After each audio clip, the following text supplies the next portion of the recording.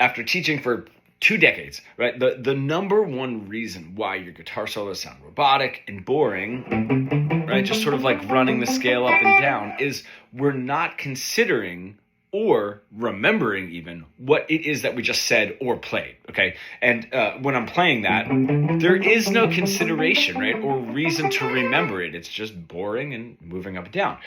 If I start getting into a little bit of a more interesting rhythm, whatever it is, and I can repeat that directly, what I'm now starting to do, the first phase of this, is remember exactly what I just played. Now, you don't have to quote unquote remember this, because there's nothing to remember. It's not interesting. If you can vary up the rhythm of a particular phrase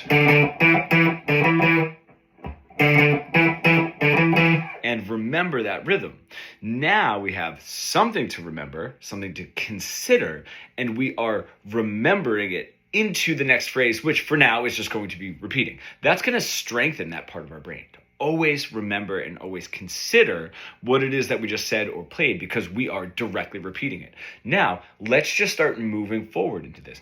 Play something and change it a little bit.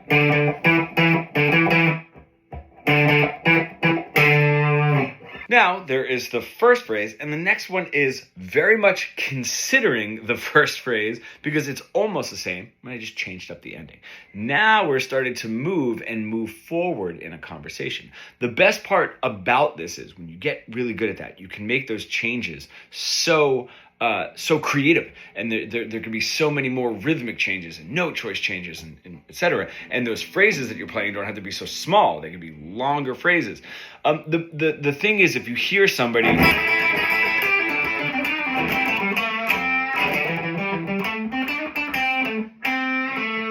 right playing something like that, whatever, if you like it or not, when that's happening, there's small phrases within that are considering what I just played, whether they're abrupt changes or not. So even if I were to have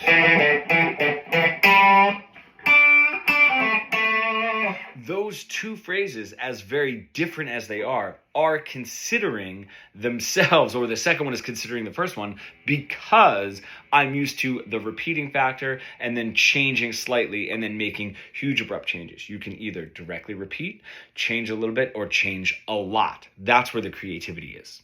If you're an intermediate guitar player stuck in that boring, robotic, pentatonic plateau that we all get stuck into, and you want to really bridge the gap between your creative ideas, which you're able to play, becoming fully fretboard fluent, comment pro below, and we can get started.